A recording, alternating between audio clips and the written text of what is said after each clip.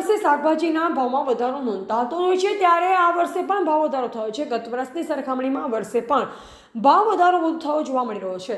મોંઘવારીના સમયમાં ગરીબ અને મધ્યમ વર્ગના લોકોને જીવન જરૂરિયાતની વસ્તુઓ ખરીદીના પણ ફાફા છે, ત્યારે ટામેટા સહિત લીલોતરી શાકભાજીના ભાવમાં વધારો થયો છે।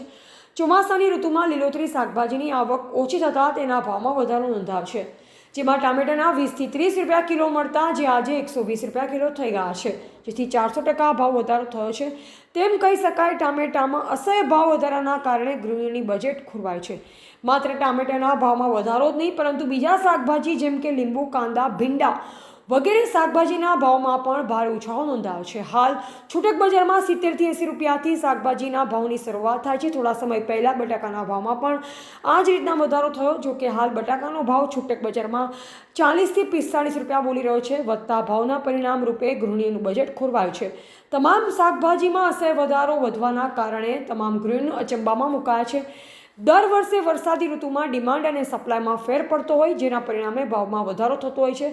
ભાવ વધારાને લઈ ગૃહિણીઓના બજેટ ખોરવાયું। દર વર્ષે ભાવ વધારો થતો હોય છે, પણ આ વખતે તો મોટા ભાગના તમામ શાકભાજીના ભાવ આસમાને પહોંચી રહ્યા છે। શાકભાજી પસંદગીમાં ભાવ મધ્યમ હોય તેવો વિકલ્પ ગત વર્ષે મળી રહેતો હતો, પરંતુ આ વર્ષે તે પણ મળતો નથી, જેથી બજેટ ખોરવાય છે।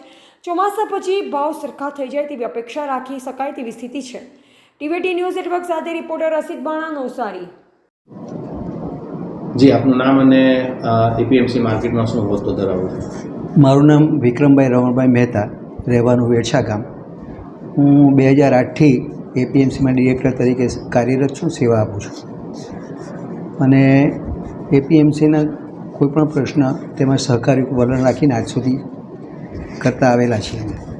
ખાસ કરીને ચોમાસાની ઋતુમાં જે ટામેટા છે, વેંગણ છે કે અન્ય શાકભાજીઓમાં અત્યારે ધરખમ ભાવનો વધારો થયો છે હોલસેલમાં, એને લઈને શું કહેશો?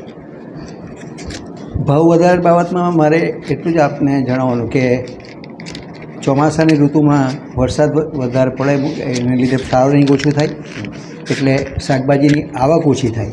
આ તો અછતનો ભાવ છે, સાચી વાત તો કે માલ વધારે આવતો હોય તો સ્વાભાવિક રીતે ગ્રાહકોને સસ્તો મળી શકે, પણ જ્યારે માલની અછત હોય તે વખતે ભાવ વધે, એટલે સામાન્ય પબ્લિક જે ખરીદતી હોય પ્રજા, તેમાં ખરીદ શક્તિ પણ ઘટે અને આ માલની આવક ઓછી એટલે જ ભાવ વધારો છે, બાકી બીજા કોઈ કારણ મારી દ્રષ્ટિએ નથી। ખાસ કરીને જે જીવન જરૂરિયાત વસ્તુ છે, ટામેટા છે, હરેક શાકભાજી હરેક શાકમાં વપરાય છે, ગૃહિણીઓ વાપરે છે, અને તેને લઈને ધરખમ વધારો થયો છે। જે પહેલાં 20 રૂપિયા કિલો મળતા હતા અને હાલ 80 થી 90 રૂપિયા કિલો મળે છે હોલસેલમાં, અને માર્કેટમાં 100 રૂપિયા કિલો મળે છે। તેને લઈને શું કહેશો? એને લઈને એ પણ આપને એટલું જ જણાવવાનું મારે કે આજે બધું ટામેટાની ધારો કે નાસિકથી બીજી જગ્યાથી આવતા, ત્યાં પણ માલની જે આવક આવવી જોઈએ તે માલની આવક આવતી નથી, અને તેને કારણે જ આ મોંઘા થાય છે ને આપણે સામાન્ય પ્રજાને ઘણું મોંઘું શાકભાજી મળે છે। કયા કયા શાકભાજી અત્યારે ભાવમાં વધારો થઈ રહ્યો છે?